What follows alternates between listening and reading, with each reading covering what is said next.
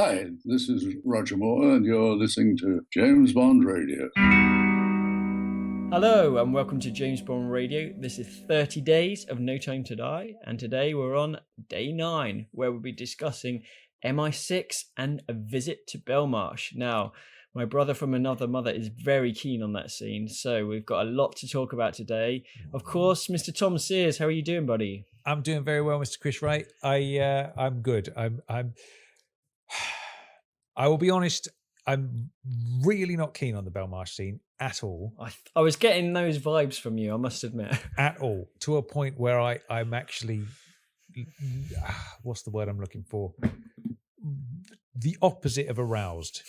Totally flaccid. When I was going to say limp, limp. Yeah, flaccid, that'll do. Yeah, all that sort of stuff. And I will explain why when we get there. But before we get to Belmarsh, obviously, we pay a little visit to MI6, don't we? We do, yeah. So, and actually, this is quite cool. Well, there's a bit just before going to MI6. Now, there's a part where Bond now meets up with M. They're by the Thames. And it was really cool, actually. So after, obviously, we did the premiere on the Tuesday, and then we had a couple of showings on the Thursday. But on the Wednesday, Rory and Jamie, I met up with those guys. And there's this really lovely pub called the Rutland Arms, which is just on the Thames, and you can see it in the background when Bond and M have this scene. You can see the Rutland Arms, and we went there, and it's a bloody lovely pub, loads of nice beer. So we ended up getting pretty tanked there, and it was a lot of fun. It was nice. A lot of fun, but just to see it's a bit like, you know, in Majesty's when you go to Marlow with M's house and you see is it the Three Cups, or I think it might be, or something like that, and we went there for a JBR meetup and had lunch. So it's always I think one time we'll have to find all the sort of pubs that are in the pubs of Bond. Oh yeah, the pubs of Bond, but also a nice little way of doing sort of a location thing. The pubs of Bond in the UK, and we can visit each one and have a little drink and allows a man to stop off for a quick one en route. Oh, there we go, beautiful. Nice. So that was quite exciting. I enjoyed that. Talk to me about this. Yes, right? I've got some problems today. Okay, I've got to be honest. I've got some problems. Okay. Number one, right? Yes. We've got Bond and M sitting there by the Thames, or standing there by the Thames, having a little chin wag. Yeah. And I don't know why On Her Majesty's Secret Service is playing in the background. Okay, well, let's get that to in a minute. Let's get that in, because it doesn't happen straight away. Does it not? Let's get to that in a minute. Firstly, okay, so they're having a chat. This is where M tells Bond that Heracles had to be off the book. So this is good, because previously M hasn't taken the blame for it. It's all been, undercover, not telling anyone about it. And now he's kind of come round to the idea that, maybe I shouldn't have done this. Yeah. And he basically says, it had to be off the books. It would never have been approved, which again shows you that it's something that he probably shouldn't have done. And he fully admits it. He says, if it's an error, it's on my shoulders, fair and square. Now, the last time we saw these two, they were at each other's throat almost. They were, going all daggers for it. Now, they've kind of helped each other out. They know they're a bit calmer, but now M has admitted that he's in the wrong. Yeah. If it's an error, he said. So he's not completely saying it's wrong, but if it is an error, he's admitted that he's wrong, which I think is quite cool. But he doesn't quite know what the enemy, obviously they don't know it's Safin at the moment, but he doesn't know what the enemy wants. So he knows that someone is with Heracles, but he doesn't know what they want. And Bond informs them they're after Blofeld. Okay, so that's what they want. And I love the bit where he sort of says, "Oh, we managed to get access to the database." And M's like, "We? Oh, for fuck's sake." And it's so good, isn't it? And that is an absolutely brilliant line. And again, I think everyone in the cinema was loving it, absolutely loving it. But it's nice to see them back together, but being kind of on friendly terms again. Do you think? That is nice. That's the second F-bomb from an M. We had one in Skyfall from Judy, didn't we? We did indeed. Haven't I? Yeah, and then we've got another one from Mallory. So foul-mouthed, both those M's. Indeed. So there it is. I suppose ultimately, man, it's Mallory's fault that Bond is dead, isn't it? Well, he's definitely got to be partly to blame. Yeah, I think so. Of course. So if you're looking at it that way, it's pretty. Obviously, if he hadn't made or co-developed this project Heracles, obviously Bond wouldn't be in that situation. So yeah, that's an interesting way to take it. And maybe at the very end, obviously we won't get to that until until the end, but maybe that's what makes his his thoughts of James even more emotional, because he thinks, I'm a part of this. It's partly to blame for this, and he's probably feeling a bit of guilt inside. So yeah, that's a really, really good point. Am I allowed to talk about Majesties yet? One quick thing before that starts, and this is just to say, Philip Latchford, he does this thing. I've been working with him on this thing called The Hounds of Bond, The Dogs of Bond, and we try and see if there is a dog in every single Bond film. And we've almost got them. There's a couple in the Connerys that haven't. All of the Rogers have it.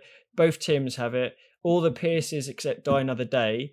And I think most of the Daniels. And I spotted a dog, and it is in this scene. So I had to sneakily take a photo of it. You do have Madonna in Die Another Day, though, so that counts. Oh, fucking hell. Hey, Richard Neves is not going to be happy with Richard. you. I apologise, man. He's just hit himself, so don't worry about it. Sorry, mate. But, God, there we go, Tom. So I just had to get that in there. Okay, you can now, I'm gonna let you fly away. The Majesty theme, a subtle version of it, must be said, like a quiet version, starts to play. What are your thoughts initially when you heard this? And what are your thoughts now? Obviously, you've seen it a couple of times. My initial thought was, okay. Why is it there? Right. And why do you I performed both of them there for you. You really did. Really give you the essence of it. Can you, because I've got an idea, because initially first viewing, I was like, oh, yes. Bit of Majesties. It's one of my favourite pieces of music. I loved it. I was like, oh, that's there. And I liked how it wasn't bombastic in your face. It was in the background. I'm like, oh, this. And then the second time I thought, okay, that is a little bit strange, because I'd heard people sort of say, why is that there? And I wasn't sure. Yeah. But then on the third viewing, I thought, now I know why it's there. But before I say, I want you to have a guess at why you think they used the theme. Well, man, my feelings on that is, if you're going to use the Majesty's theme, it's got to be a good reason for it.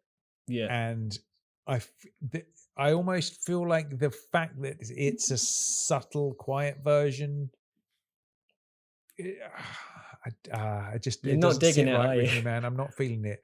I mean, listen, man, when I watched that Spectre trailer and then the Majesty's music kicked in, I lost the plot a little bit. I was so excited. I remember you messaging me saying, I wanted to tell you something, but I can't, but I want to tell you something. Yeah, I bullied you into watching that. You trailer did, actually. You did, I apologise for that. That's all right. I needed to do it at the time.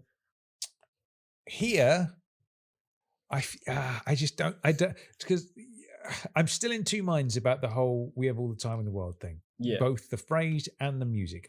At both the start and the end. Yeah, I see it, and I'm like, on one level I appreciate it, and on the other level I'm just like, I don't know if that's just a bit cheap and easy.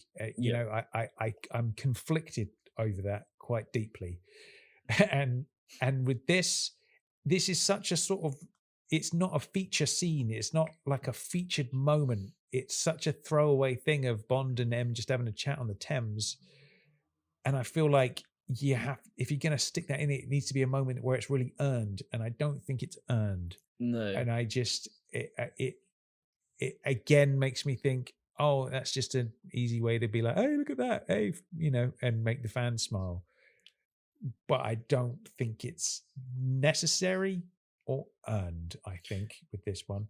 What about you? What are you thinking? Well, I know a lot of people who think the same as you, who are not keen on any Majesty stuff, but have said about this scene in particular. I feel differently to you, and the reasons why are, A, like the subtlety on it. I think it's really nice how it's slow, but you can hear it in the background, and I really, really like it. But B, it's because Bond and M, their relationship, and now the respect is back, and basically M is reinstating Bond. He's telling Bond to go and do something. So maybe if he'd actually said the words, right, Bond, I'm reinstating you now, do you think that would have been enough to then use that song? Or use that piece of music, because he's basically saying, because he tells Bond that they've retrieved Blofeld's bionic eye, and Bond says, well, thank me or whatever, because he sort of told him to scan it. So it's at this point that Blofeld hasn't got an eye, or one eye, and obviously they've retrieved it from him. But it's also like in the next scene in MI6, you see they're together and Bond's been reinstated. So that I think that is the reason why the music is there, is because it's those two kind of being reunited. Do you think it would work if M had said, right, Bond, we need you back, you're reinstated? Would that have warranted the music, or do you think something completely different?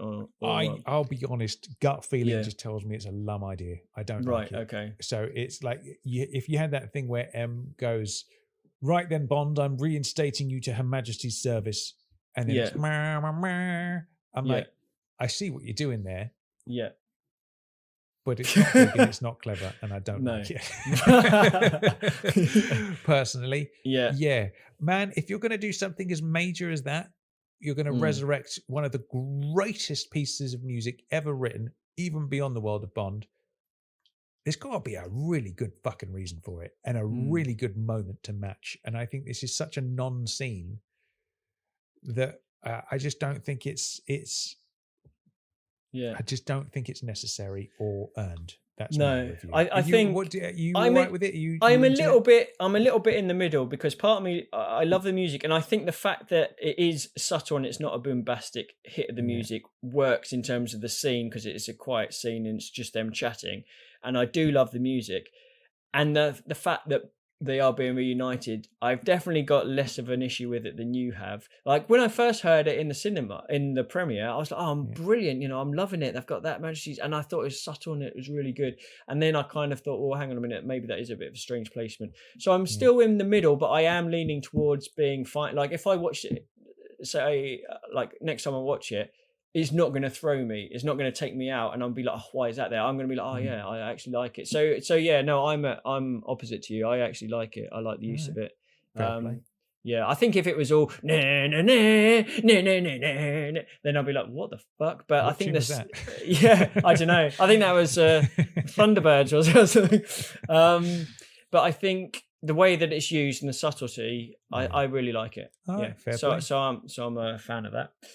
Okay, so as we mentioned, they then go back to the actual MI6, and this is another brilliant moment. So Bond is walking in, and they with Q, they see Bond is in the office already. Moneypenny tells Q that Bond is in there, and then as Bond enters M's office, it's so funny. He's like, oh, hello, Bond, I hope you enjoyed your retirement. It's such a pleasure to see you. Oh, shut up, Q. And sort of, it's so well done. And Ben Whishaw, I love that guy. He's so brilliant as Q. And he is the best in terms of the the last three films, in terms of getting a good humour and good lines. I think he's untouchable. Ben Wishaw's Q. What I like about their relationship is that it's still a bit frosty between them, isn't it? In the classic Bond and Q relationship. But I also kind of like in if you go back to, say, I don't know, Thunderball, and Q comes in his Hawaiian shirt and Bond's like, oh no, and there's that real sense of Bond's like, oh fucking hell, let's get this over with. Yeah. And Q's almost like offended that Bond has no respect for his gadgets. Whereas I think with this Q, it's more that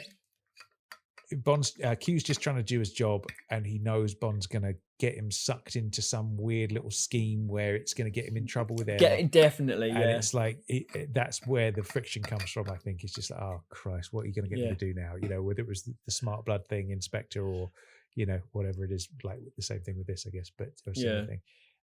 So yeah, it's a nice little relationship. I like that. Definitely, yeah. And then M obviously informs everyone that he's reinstated Bond, and then you get the Nomi sort of being 00 what, and she's obviously keen to know that she's still got the 007 code. And this is where Q. So there we have it, right? Yeah. We have a brief period in this film where he's 00 something, and we don't know what the number. Yeah. So Yeah. exactly, because later on, obviously, as we all know, she sort of says, "I'll give the number up and reassign it to Bond." What do you think if she was still 007 then? If you were M and you were issuing Bond with a number, but the classic had already been taken, what 00 would you give him? What suffix would you give him? 00. I guess 001 or maybe 008. Oh, okay. Yeah. Yeah. Or 00. Nice. Oh. Well, so you wouldn't go because in a couple of the Flemings it was like 11 and stuff like that. I like it when it's just a 00 and then a single figure. A single digit, yeah. Yeah, I just 0069. That would be that's my 00 number. Okay. You know, my fan number in the James Bond fan club when I was a kid was 005475.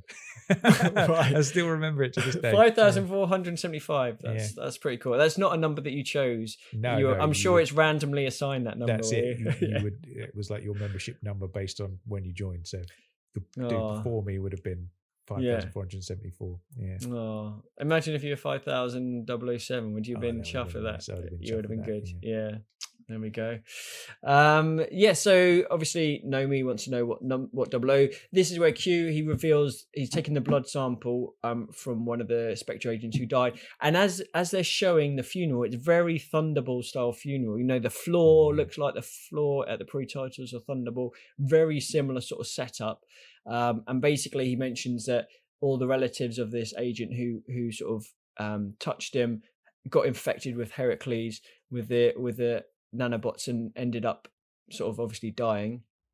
And this is how Q describes how the nanobots were originally programmed to attack specific individuals. So I think when M came up with the idea and helped develop it, his idea was to literally target single people. So if there's the equivalent of I don't know, like a Hamas leader or whatever it might be, or you know, something that's a big threat against the UK, but it's a single person. Okay, get their DNA, target them, boom, they're down. So that was M's original plan.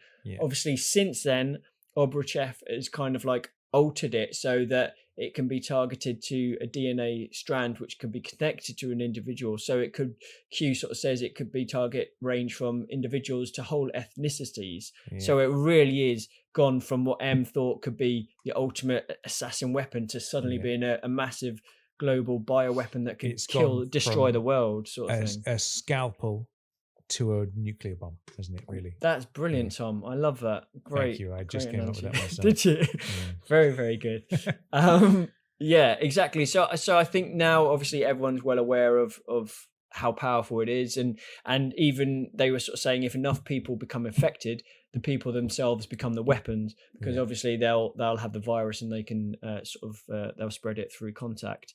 And there's a really cool moment there where M is describing it, and he basically just says it was meant to be, and then he kind of stops. He trails off because his thought was it was meant to be this one hit attack weapon. Obviously, it's gone crazy, and he's really hitting home. He really realizes what a fuck up it's been, basically. So he tells Q at this point, so they've retrieved Blofeld's eye. This is the point where he tells Q, hack into Blofeld's eye, try and find out all you can. Just we need information, basically. But I bet you never thought you'd hear that line before. Hack into Blofeld's bionic eye, Q. No. Yeah, absolutely. It's funny, isn't it? Yeah. But I guess it does the job, doesn't it? That's it. And then obviously he then gives Bond his reward, what he wants, his wish. He's saying, right, you can go and see Blofeld in Belmarsh. So Bond's sort of happy with that. And then as Bond's leaving, Nomi says that they haven't got a lead. And then he says, look, find Logan Ash. That's her way to Obruchev. So there we go. So then that's that sort of MI6 done. But then there's a bit where obviously they're in Belmarsh and Madeleine is in the bathroom and she's sort of spraying the atomizer, which is definitely Majesty style, onto her wrists, and then tells Nomi she'll be out in a moment. Okay, and then we're building up to your favourite scene in the film, I think. So I do like the moment where you've got Nomi and Madeleine walking one direction. You've got Bond and Tanner walking in the other direction. Tanner reminds him of his past with Madeleine and Blofeld, and like just he's kind of irritating Bond at this moment. And Bond's basically like, Tanner, relax. Yeah. I'm not going to lose control. And then he sees her.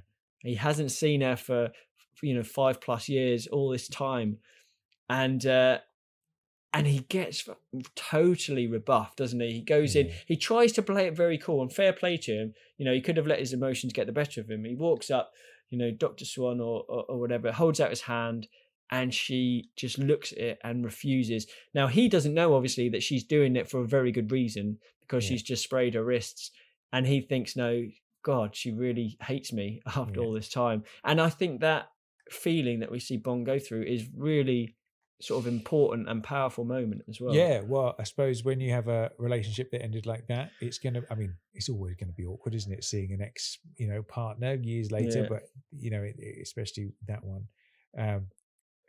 The way he goes, Dr. Swan, to me was a bit too formal. I feel like that, that's rein it in a bit, is it? Yeah. Just be like, Madeleine, good to see Madeleine. you. Oh, see, Tom, you got that's good, right? Yes. Now, Chris. Yeah. Fuck, man. I really don't like this scene. Okay. Right. Now, for multiple reasons. Yeah. Right. So Bond's mission is to get a name. Nomi said to him, "Get us a name from Blofeld." So that's his mission. Yeah. They're inside the cell. When they say get a name from Blofeld, what does that mean exactly? That means get a name of someone. Basically, get the enemy. So get the person that's behind like Heracles, a person that Obruchev is now working for. Is basically okay. And they think Blofeld knows. So get us a name. They go inside the cell, fire away. So I like that sort of Hannibal Lecter vibe. It's kind of they wheel him out, and it's even creepy. How slow it is. It's like proper. Slow, that's Austin Powers, It's just going this incredibly slow moving chair. Obviously, Madeleine loses the plot and goes. Yeah, her hands are shaking up, isn't she? Yeah, and all that kind of stuff. Man, fuck. So here's the thing, right? Here's my one of my many beefs with this. Number one is this is Blofeld, right? This is Bond's absolute arch nemesis. It is the Joker to his Batman, the Lex Luthor to his Superman, the villain, right? Now, we've not had this dude in the Bond world in decades, thanks to lawsuits, right? Or not lawsuits, but legal issues, I should say. Yeah. And we finally got him back, right? Like I said before, no way should he have been captured at the end of Spectre. Blofeld is too elusive. He's too powerful. He doesn't get arrested in a helicopter.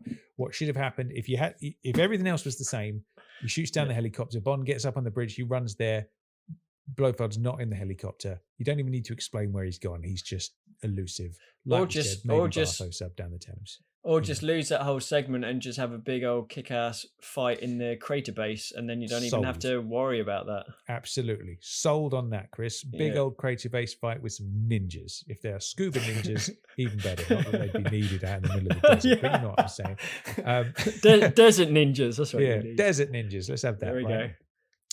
Game on, okay? Yeah. Now, what we have here is Bond's all-time arch nemesis being killed by accident. And I think that's such a waste for such an important character. Are you thinking of his character in terms of Blofeld historically, or purely the Blofeld in the Daniel Craig era? Okay. I think both. Talk to me about that then. Well, here we have this series of 5 films that are all linked, okay?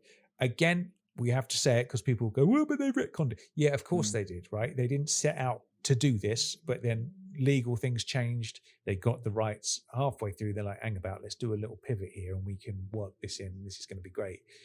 So that's what happened, right? We got to live with that. Obviously, it would have been better if it all could have been planned out from day one, but it wasn't like that. So this is how the cookie crumbled. So you have these 4 films where ultimately the running thread through is that Blofeld is the puppet master behind all of it. And then you have this 5th movie where he's just this throwaway character, and then all of a sudden you have this new villain come in. I do like Safin. I think he's great. Personally, I'm sticking by my theory that I still think Blofeld should have been the main villain here, because ultimately he's been the main villain in the last 4. And if you're going to have this whole 5-movie sequence, he should have. That should have been the final showdown in my book: Bond versus Blofeld in that Garden of Death.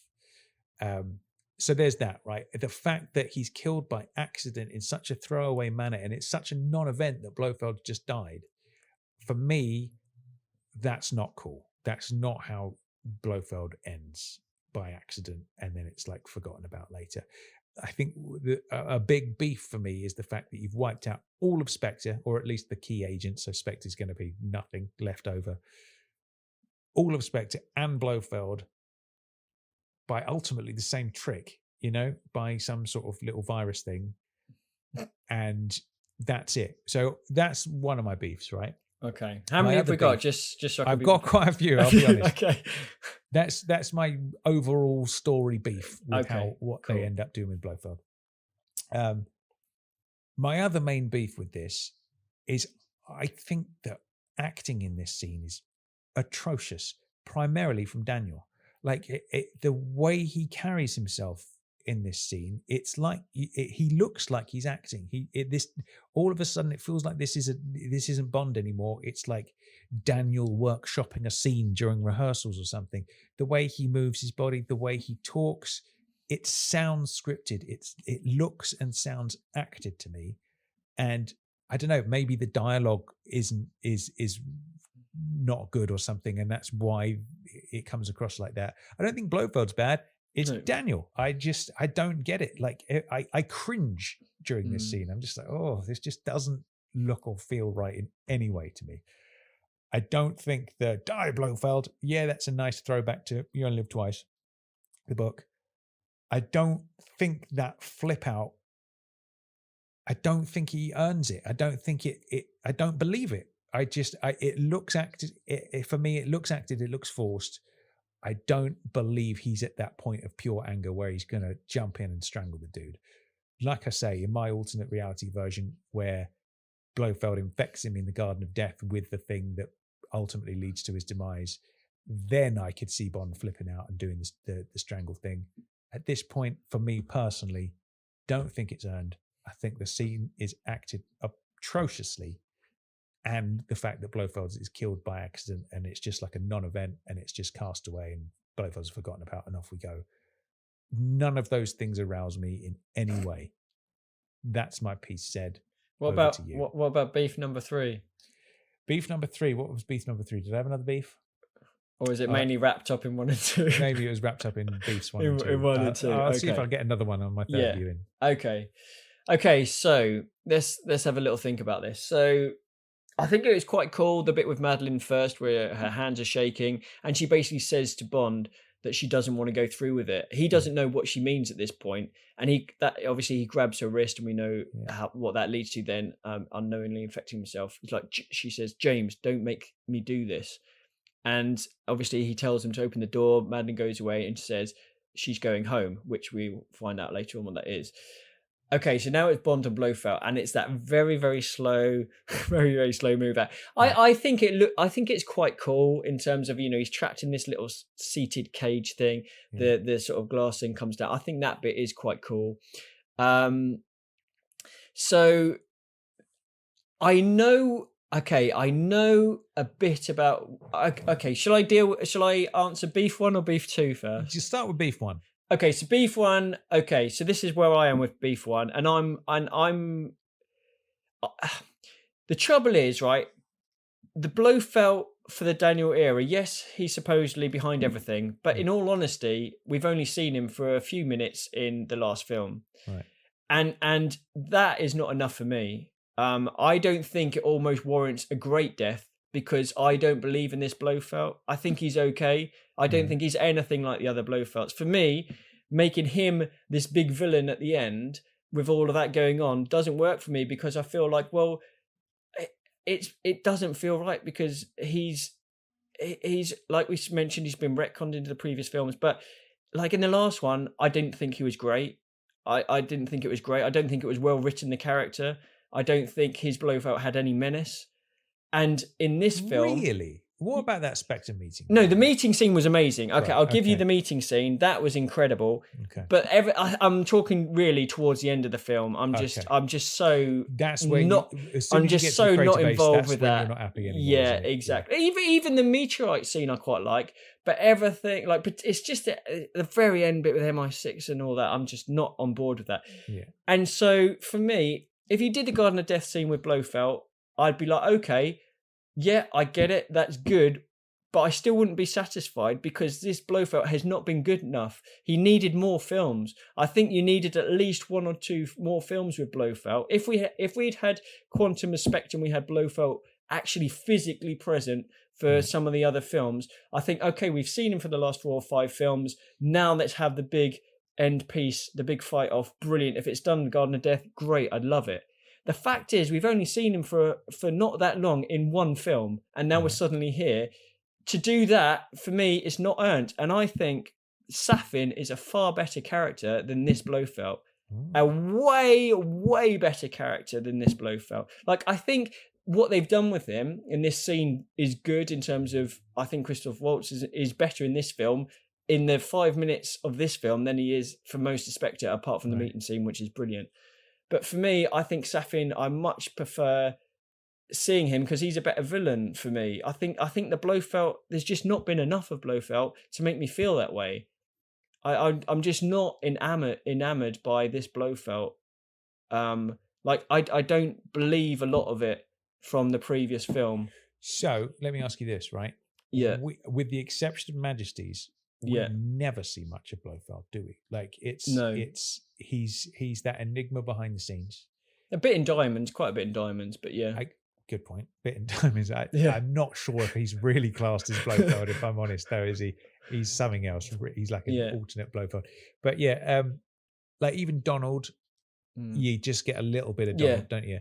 I think it's just the end of Spectre that put his character down. I think if I really enjoyed the end of Spectre, if they'd done the creator-based thing and done it really well, and Blofeld came out on top almost, then this film would have been far better for him, something bigger to happen. This, right? Yeah. So what do you think Christoph Waltz, like you were saying, you're not, you like the Spectre meeting, you like the meteor room, didn't like the end, fair enough, granted.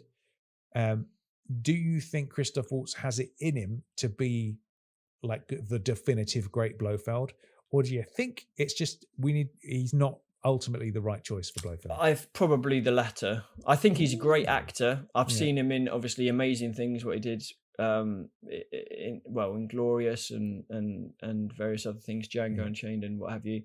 But I don't think his version of Blofeld can match up to. Do you have another image of what Blofeld should be in your mind? Is there another actor you'd like? I reckon he'd be a cracking Blofeld. Do you know who I think would make a cracking Blofeld? Go on. Stephen Burkoff.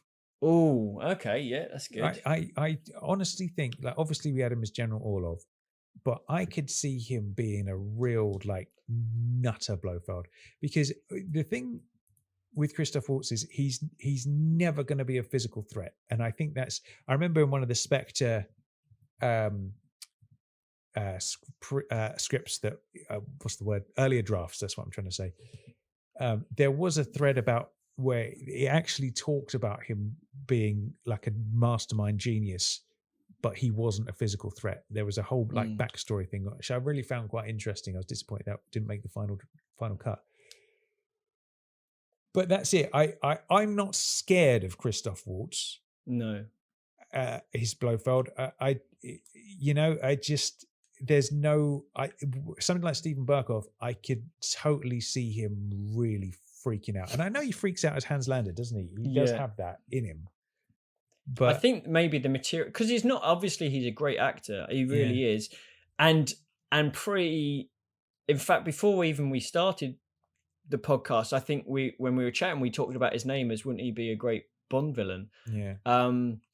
Maybe it's the material. I'm not sure, but Ben Kingsley, I think, would make a good Blofeld. Obviously, he's probably wouldn't be he's not the physical Blofeld, but I think he could do it. He's got the. Have look you ever seen Sexy Beast?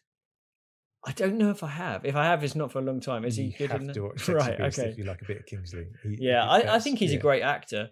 and he could do a Blofeld. So I think like, nothing against Christoph Waltz. I just think this Blofeld I'm not as keen on, purely because of the Spectre, not the early parts, but the latter parts of Spectre. So if it had gone down the route with him doing the Garden of Death, I would have been like, okay, that's cool. But I like the fact that Safin has taken over that. And I know it's not Fleming, and I know it's not the book, and people say this is blasphemous. But I prefer the character of Safin. I think he's way creepier than... I want Blofeld to either be creepy or so intelligent he could outwit anyone in the world, and be potentially physical as well. I'll give you that. I think Christoph Waltz, I think he's just a bit too charming. Like when he's toying with him in this room, and he's like, give me a name. He's like, Madeleine. And he's like, no, give me a name. He's like, Madeleine. He's like an annoying older brother, isn't he? That's constantly like just bugging you or something. Yeah. Yeah. I guess maybe the answer then is, like you say, the creepy vibe. That same type of creepiness you get from Safin, maybe Blofeld needs. Yeah, you know, I think so. But then again, you look at Telly, which I think he's my favorite Blofeld. I think he's a very different beast. Isn't but then he's got the snobbery, he's got the physicality. He's definitely a physical threat. That dude. Yeah. But I think. Do you know what? I think you could debate. Of course you could. Of course you could. Yeah, definitely. And like he's sort of, there is that interesting quirk of fate of like the twist in this where Bond sort of says that he could actually help to save Blofeld's life if Blofeld gives him a name, and he's like, my chaser of lost causes and stuff like that. And there's a couple of nice lines in there. And then while that's going on, we cut back then to Q, who's unlocked Blofeld's bionic eye, and that's where we see him. So he's looking through the media files, and there's a cool moment. He's chomping on these sort of sugar snakes, you know, the sort of sugary bits. And there's a bit, Haribo things. And there's one where it's hanging out of his mouth. And John Ward pointed this out, where he's sort of notices the media file, and he's sort of playing away, and he can't quite eat it properly, so it's like. And he's kind of just hanging there, you know, like a long bit of spaghetti or something. And it's a great little moment, that. So this is the part where he finds a media file where he sees Primo meeting up with Logan Ash. And it's basically Logan Ash saying that Safin has an opportunity for him. So this is a part where Primo basically goes from working for Spectre, who are obviously dead now, to working for Safin via Logan Ash, which is cool. So it's a small little moment, and I think upon the first viewing, I didn't quite get sort of notice that, but that's an important part. So we've got that. So then we go back then to Belmarsh, and it's like, look at us, two old men in a hole trying to work out who is tricking us, and it is very lighthearted, and it's not that I've got anything against that, but anyway. So Blofeld tells Bond that Madeleine is carrying a secret, and when it comes out, it will be the death of you. Now that is a line, because it's a very, very important line, very prophetic. And he is very. I do like the amicable side of him, where he's sort of saying that he doesn't want Bond to leave, as they were just getting reacquainted, because obviously he's just stuck in his cell 24/7 with no one, so he would want a little bit of a chat, I guess, with Bond anyway. And then so beef 2 I'll come to now. Okay, so beef 1 I kind of don't agree with you. I'm not, obviously everyone's different opinions, but I can see why, but I don't agree with you. Beef 2, now this one is an interesting one. So this is the point, obviously Blofeld informs Bond that it was him who staged the ambush at Vesper's tomb. So it wasn't Madeleine, she didn't have anything to do with it. He knew ultimately that Bond would one day visit, leave a little Spectre card, and boom, you know, that was all down to him. And this is where he sort of says, okay, it was Madeleine had nothing to do with you. It was me. She's the only person who holds all the secrets. Okay. Now, one thing I will say is that at that point, that's meant to be enough for Bond to be enraged and do his strangling die Blofeld die. Right. I do think that there could have been done another way. I do agree with you that I'm not 100% sold that Bond suddenly, like, because he kind of says it under his breath, he goes, die. And Blofeld kind of goes up to him and says, what, James? And he's like, die, Blofeld, die. And I think that could definitely have been done a lot subtler. I think basically they wanted to use that line, and to use that line, I mean, could it have been used another way? I don't know. Do you know what, man? I don't like any of it. The way it's like, I get, okay, maybe you could have that revelation be enough to make Bond fly into a rage, but I don't believe the rage. It looks so acted. And that's my main problem with it. You know, when Saunders gets killed and he squeezes a balloon and you feel that rage in Timothy there. Totally. You really do. Yeah. And 100%. That's what I need from Daniel there in order to sell that. And I don't know, man. The whole scene feels off. It's almost to me that like feels like a rehearsal, and they're just going through the motions and like playing with the lines and stuff. It just, none of it feels right for me in that scene. You know what? I would love to have seen sort of the rushes on that particular scene, just to see if they tried a few different variations. Because there is that other bit where he first walks in, and he's almost quite jovial, Bond, when he talks about, I came to the Spectre meeting. Happy birthday.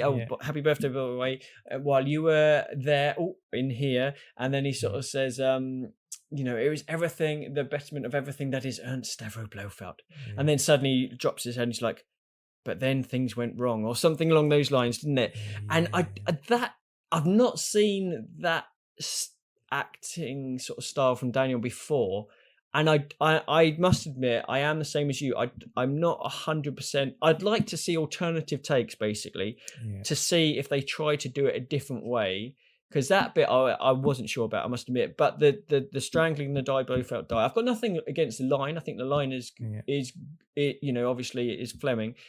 Could it have been a subtle? Would you have been happy for if Blofeld was the one that kind of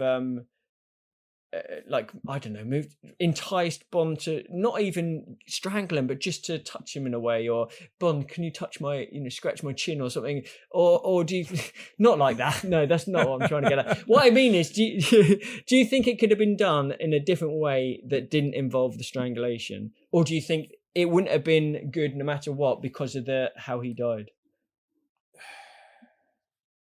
Scratch my chin. I think I'm not totally against the strangulation idea. Yeah.